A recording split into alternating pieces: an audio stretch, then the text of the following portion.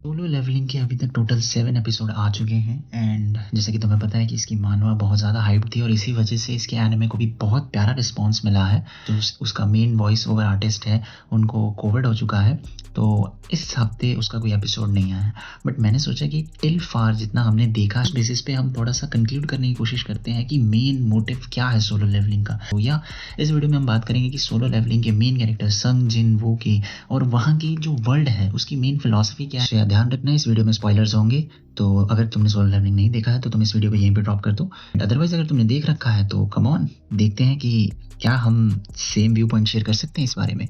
तुम सबको पता है कि एपिसोड 1 में एक प्रॉपर सेटअप था कि वर्ल्ड कैसी है, किस तरीके से काम करती है। तो एक ऐसी दुनिया वहाँ पर गेट्स ओपन होते हैं जो दूसरी दुनिया से कनेक्टेड होते हैं। उन जगहों पे इनको वैल्यूएबल एसेट्स मिलते हैं, लेकिन मॉन्स्टर्स को मारने के बाद। इसी दौरान हमें इस पूरी सीरीज का वीकेस्ट कैरेक्टर देखने को मिलता है, जो कि रैंक ई होने के बावजूद भी सबसे कमजोर माना जाता है। मतलब तुम सोच रहे हो, रैंक ई में भी सबसे कमजोर कैरेक्टर। एंड फिर उसके साथ थोड़ी सी स्टोरी प्रोसीड होती है। वो एक ऐसी जगह पे फंसते हैं जो बहुत ही ज़्यादा मिस्टीरियस होती है एंड वही टर्निंग पॉइंट होता है हमारे weakest character of whole humanity का, जहाँ पे वो strongest character of whole humanity बन जाता है।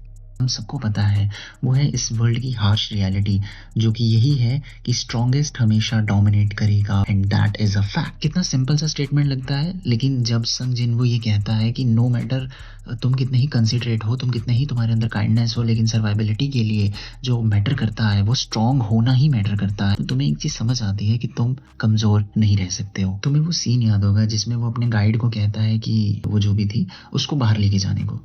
तो out of the kindness and considerateness हमने ये चीज़ कर दी, बट क्या तुम्हारे अंदर ये गट्स है कि वो करने के बाद तुम उस चीज़ को रेग्रेट नहीं करोगे, जिस तरीके से संग जिन वो वहाँ पे रेग्रेट कर रहा था।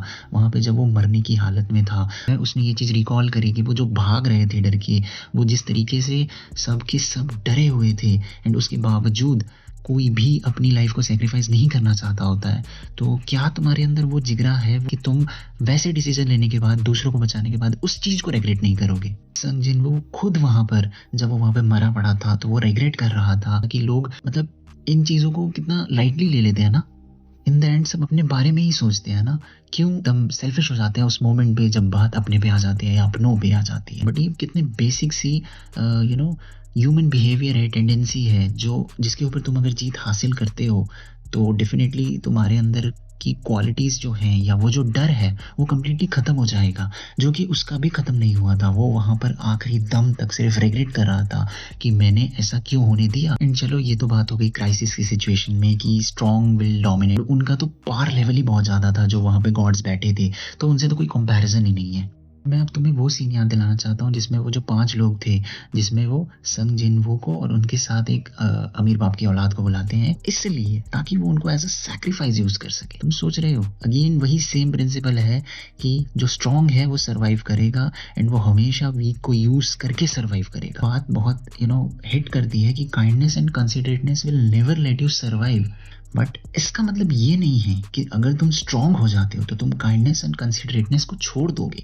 वो तुम्हारे मॉरल ट्रेट्स हो सकता है थ्रू आउट द सीरीज वो एक बहुत ही क्रूअल पर्सपेक्टिव दे रहे हो, बट इसका मतलब ये नहीं है कि तुम्हें उससे सिर्फ यही सीखना है अच्छा इंसान मत बनो, सिर्फ स्ट्रांग ही बनते रह जाओ। That doesn't mean. वो सिर्फ एक लाइफ का ऐसा पर्सपेक्टिव देना चाहते हैं जहाँ पे तुम ये चीज समझो कि सर्वाइबिलिटी के लिए स्ट्रांग होना जरूरी है एंड एक अच्छा इंसान होना तुम्हारी चॉइस है। तुम क्या चाहते हो खुद से, तुम्हारी एस्पिरेशंस क्या है, तुम किस एनवायरनमेंट में पड़े हुए हो और तुम किस एनवायरनमेंट में अभी जी रहे हो, सर्वाइव कर रहे हो। चलो ये तो बात हो गई मॉरल्स एंड एथिक्स की।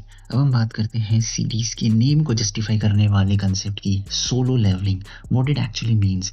सॉलिट्यूड में रहकर अगर तुम सर्वाइव कर सकते हो एंड प्रोडक्टिवली सब कुछ अपने स्किल्स को खुद को इम्प्रूव कर सकते हो, तो उससे अच्छी ग्रोथ और डेवलपमेंट तुम्हें कहीं नहीं मिलेगी, कहीं भी नहीं मिलेगी। थ्रू आउट द सीरीज तुम्हें ये देखने को मिलेगा कि अकेलेपन की ताकत क्या होती है। सॉलिट्यूड में रहकर सिर्फ अपने हिसाब से अपने टारगेट्स को अचीव करके, जिसमें तुम दुनिया से तुम्हारा कोई मतलब नहीं है, हमेशा खुद से बेहतर बनने की कोशिश कर रहे हो। नो डाउट तुम स्टार्टिंग से ही कोई बहुत बॉम्बास्टिक क्रीचर नहीं बन जाओगे, बट इसका मतलब ये नहीं है कि तुम अगर उसको कंसिस्टेंटली फॉलो करोगे तो तुम किसी से कम रहोगे, तुम्हारी बात ही अलग होगी। Just like the eminence in shadow, Kageno भी तो सेम ही कैरेक्टर था ना, वो भी तो वही कर रहा था ना, वो भी तो अकेले अपनी ड्रीम को परस्यू कर रहा था क्योंकि उसको पता है कि वो जो उसका विजन रखता है वो कोई और नहीं रखता। तुम्हारी जो एस्पिरेशंस हैं वो बहुत सारी आसपास की और इन्वायरमेंटल फैक्टर्स की और जो तुम्हारा ग्रोथ हुआ है उसकी, तुम्हारी परवरिश की, उन सभी चीज़ों पे बेस्ड है। तो क्या तुम उस चीज़ को टिल द एंड रख सकते हो, उसको तुम प्रिजर्व कर सकते हो? मोस्टली लोग क्या करते हैं, वो भेड़ चाल को फॉलो करते हैं, वो फॉलो ही यही करते हैं जो दुनिया फॉलो करती है। यही डिफरेंस है। अगर तुम इतने काबिल हो कि तुम अकेले उतने काबिल बन सकते हो जिसके बेसिस पे तुम्हें पूरी दुनिया में से किसी भी चीज़ की ज़रूरत ना पड़े, तुम खुद इतने कैपेबल हो जाओगे, आज की डेट में उसी को फॉलो करेंगे जो स्ट्रांग है, जो डोमिनेंट है, उसको नहीं जो वीक है एंड काइंड हार्टेड है। चीज़ें सिर्फ पुरानी मूवीज़ एंड फिल्मों और शोज़ में ही अच्छी लगती थी, आज की डेट में ये पॉसिबल नहीं है। तो तुम्हें एप्रिसिएशन मिलेगी, तुम्हें एडमायरेशन मिलेगा, बट उससे तुम्हारी सर्वाइबिलिटी का या तुम्हारे वैलिडेशन का कोई लेना देना नहीं। तुम अगर किसी की जान भी बचाना चाहते हो तो क्या सिर्फ दिल का साफ होना काफ़ी है?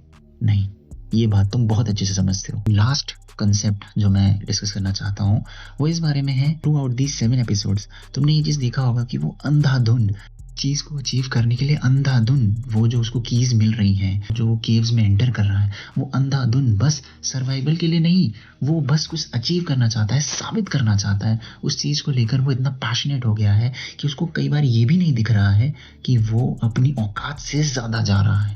औकात से ज़्यादा जाना गलत नहीं है। तुम्हें पता है इंसान को थ्रिल कब महसूस होता है? जब वो अपनी लिमिट से बस थोड़ा सा एक्स्ट्रा एफर्ट करता है। मतलब जो तुम्हारी लिमिट है कि तुम इतनी पुश कर सकते हो, उससे 5% 10% ज़्यादा की तुम्हारा चैलेंज है ना, तो इंसान उसका थ्रिल महसूस करता है। लेकिन वहीं अगर 100 के बजाय 200% है ना, उसमें जो इंक्रीमेंट है वो 2 गुना है, तो तुम्हारी फट जाएगी और तुम वहीं पे या तो ख़त्म हो जाओगे या फिर तुम उससे बोर हो जाओ। याद होगा कि जब उसको वो एक की मिलती है जिसके थ्रू वो मेडिसिन ऑफ लाइफ के थ्रू वो किसी भी तरह की डिजीज़ को ट्रीट कर सकता है। अपनी मदर के लिए वो बहुत ज़्यादा उसको लेकर डेस्परेट हो गया था, तो वो बिना सोचे समझे वो उस जगह घुस गया था जहाँ पे उसका एंड हो सकता था, तुम जानते हो। लेकिन यस, ये भी डेवलपमेंट का पार्ट है कि उसको उसके बाद समझ आया कि अगर मुझे कुछ अचीव करना है तो मुझे स्टेप बाय स्टेप जाना पड़ेगा। अगर मेरे को ऐसी अपॉर्चुनिटी मिली है तो मुझे उस अपॉर्चुनिटी का पूरा फ़ायदा उठाना है, एंड वो भी अपना बेस्ट देकर, डेस्परेट होकर नहीं। देखा जाए तो इसके अलावा भी उसमें तुम्हें बहुत कुछ सीखने को मिलेगा, बट मेरे को ये 3 काफ़ी ज़्यादा इंपॉर्टेंट लगे, कह सकते हो। तो या आज के लिए बस इतना ही। अगर तुम इससे रिलेटेड कुछ तुम्हारे ओपिनियंस हैं या कुछ और तुम इसी टाइप की वीडियो चाहते हो तो ज़रूर बताना मेरे को कमेंट सेक्शन में। मिलता है तब तक किसी और वीडियो में, तब तक के लिए पीस आउट।